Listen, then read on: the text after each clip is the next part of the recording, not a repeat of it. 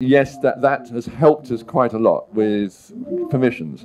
It's worked the other way as well, which is they're now saying, but you're so big, we need to put a lot of our overheads on you, which we'd otherwise have to pay ourselves, like, we'll contribution to the hospital, and because you're all going to be ill and have drugs, and no. So it's a wonderful opportunity for the bureaucrats to help their budget, which I resent, rather.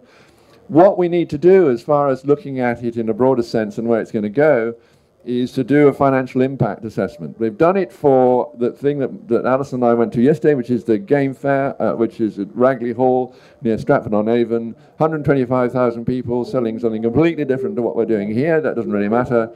And it lasts for 3 days. They did the financial impact assessment on that, and it improves the local community by £60 million.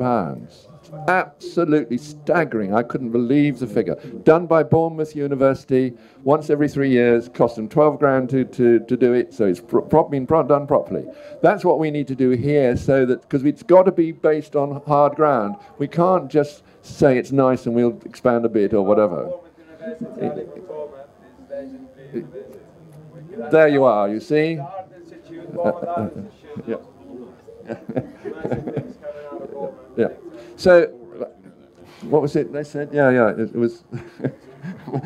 What was it? Dover. What was it? Yeah. Anyway, so therefore, if it's having that sort of impact, we ought to go on with it, but it does need that sort of careful planning and financing to make sure we get it right. It's very easy to lose money on a thing like this because we're not sponsored, as you can see. We're not the Red Bull party or anything else. Thank you. I wouldn't dare saying what to change or what to improve. I think it's fantastic. I really like the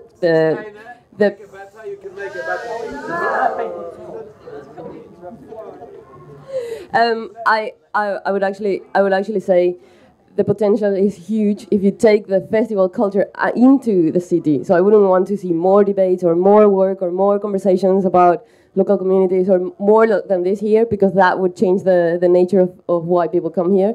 But we were discussing yesterday the idea of having a festival day, a national festival day from time to time, or something where people it's not what they do, but how they do with how they behave in festivals. I mean, the British culture changes. I'm an outsider, so I can it changes completely the way how spontaneous it is and how they interact with each other, which I think a lot of what we're talking about we would achieve better if that culture was taken away from here as well.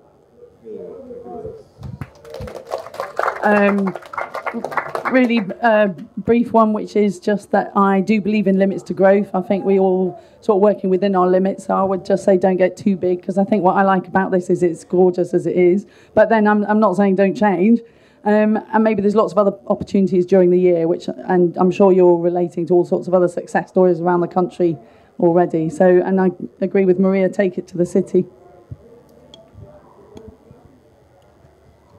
I would like to see an area of the show called One Day Apprenticeship, and that in that place would be experts on things that from this region or area, whether it's making walls, making food, preserving apples, and then one could spend a day there seriously, and you get a certificate, or this is your first day towards your 5-week apprentice or whatever, and that way you begin to create a market for the skills. I love the Secret Garden Party. It's probably my favourite festival in the UK. It's the third year that I've been here.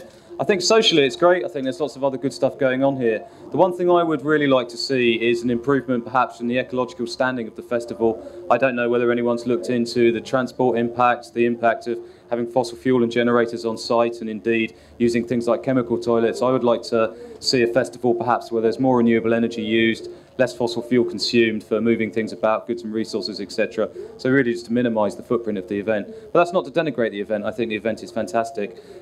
John's asked me to also say what inspires me to carry on with my work. I love the world I live in. I think the world that I live in is a very beautiful place. There's lots of things here that aren't so great, and I guess what inspires me to carry on and to change is everywhere I look I see possibility, and I see a world that can change and can change for the better.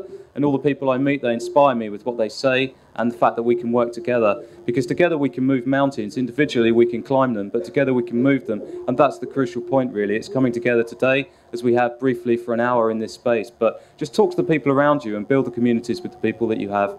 Thank you. Inspirations? I take those points, actually. I think that's absolutely right. One of the things that when I started farming, it was, but you haven't grown anything in the corner of that field. That's disgraceful. We've got starving people in the world. Why have you got that hedge? A hedge is to keep animals in a field. Potatoes don't wander around the fields. Why have you got a hedge there? Take it out, get a crop. We need more food, you know. And that was thanks to people starving in the last war.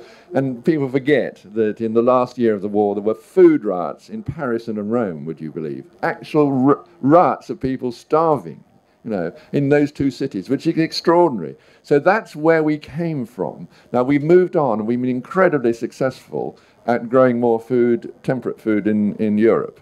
And we are blessed with wonderful rainfall, which hasn't been evident in the last month here. But we are very blessed. I do a lot of work in Africa, and they would die for the rainfall that we have here, if you see what I mean. So what we have started to do much more of is environmental programs, which are a plus for the farming, which are a plus for the wildlife, and actually also may have some sort of economic spin-off. For instance, I'm sure some of you would disapprove of this, but we have a shoot. We shoot pheasants and partridges, and these are wild, and we shoot, therefore, when there's a surplus. That means if we don't have a good year, breeding year, then we don't shoot, which is how it should be. You shouldn't have thousands of pheasants and partridges which you rear in order to kill again. I know we do it in food production, but you know it's not nice because you're doing it for a thrill. Shoot planners. Shoot planners, yes. Driven planners, I think, would be very good. I don't want to walk them up because it's too easy. And that's what we're trying to do, so that everything that we do here has an economic plus to it, not a minus. And we are being helped, believe it or not, by the EU and the Common Agricultural Policy, because it's going away from food production into environmental payments. And that's I guess, is what most of us would want to see, is people doing the right long-term thing for the countryside, not the short-term quick gain. Okay, very, very briefly, I think there's the two sides of the same coin which I find useful. One is to be really enthusiastic and excited about life and optimistic and, you know, have a great time with the people that I work with. I'm really lucky. The other side of that coin is to be very, very careful and self-aware that just because you think something is a good idea doesn't mean it is a good idea. And checking with nature, checking with the people around you, checking that what you do in the name of is genuine and authentic and has integrity and isn't just because you want to have a good time or because you want to live a certain way, and being very realistic about things, because we don't really do our sort of carbon counting or our energy counting or our sort of personal relationship counting properly, and we might assume that growing food on our own roof is going to improve our carbon footprint. It might not, it might double it. So that awareness of what we do and being very aware and connected about that, and ask somebody who really knows, you know. But on the other side of the coin, creative, fun. So that's the conversation for now, but obviously that's a starting point, and I think that the big outcome is action. And so definitely grab the panelists and annoy the heck out of them if you haven't got answers that you want, or thrust your projects in their face, or find some way to help. John de Ramsey, just to say thanks very much to Tom and Ed and everyone for setting it up. I think the panelists have enjoyed this, and I know that I have. What I'll just say now is I think this is an opportunity to give, I'm not sure if this is the first time John de Ramsey's talked about this stuff, but a round of applause from people like me, because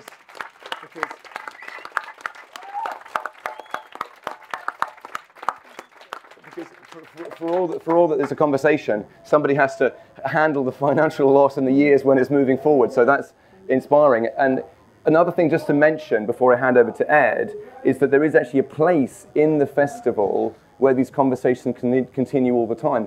Ed Colville probably a round of applause worthy as well, has landscaped the site in terms of where the things are placed, and his work in a way is centered this year in the Limina tent, and that's where some of us are working to keep these conversations of how you build hubs, rural communities, community-based dialogue and action around that, and Ed, maybe we'll talk about that a bit. I can have to just plug the one thing in that tent that John and I are involved with. It's a jokey way of raising the question of how do you define these issues and build people around them. We're starting a cult, and we're inviting you to start your own cult. But it's just a playful, ridiculous way of asking the question, how do we even get these things rolling? But Limina tent is where this conversation continues if you've had enough of us. So over to Ed, and thanks very much. Yeah, I'd just like to leave you with two possibilities for further action. If you want to come to Limina Tent, we've got a big site map, and we're taking your suggestions how to improve the garden party and the layout and the activities next year, so do come and contribute there. Also, at Limina, we've done a lot of events asking people how they'd like to grow communities. And what the discoveries are that there are a lot of people who want to use spaces. People need spaces to start their community project. So we are starting a network of spaces that people can develop, and they're both rural and urban. A lot of people from urban situations want to go to rural to either live or play or work. So we're creating a network of rural hubs. We've got two at the moment. We've got a boat opposite the Houses of Parliament on the Thames, which is a venue for community projects, and we've got a farm mentioned in Norfolk and one in Kent, and we're looking for people to contribute more spaces, and then we'll link up the spaces with the people and create proper community centres and hopefully a livelihood for old farms and buildings and boats. So yeah, please do come to our tent to find out more. Big round of applause to the panel.